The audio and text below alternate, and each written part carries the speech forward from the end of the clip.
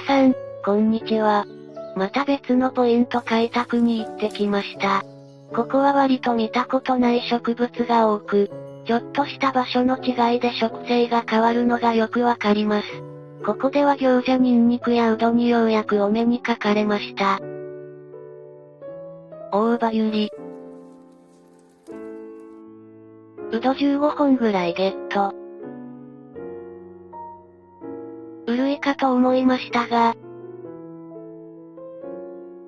なんか、違う花が咲いてますので触らず。このポイントは山の頂から源流部沿いに降りてくるところです。行きはいいけど、帰りがずっと上りです。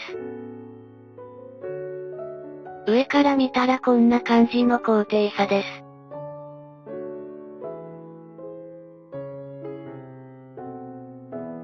この辺が湧き出し口になっています。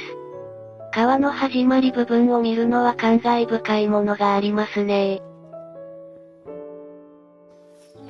登りきつい。めっちゃ登りきつい。めちゃ登り続けるのできついです。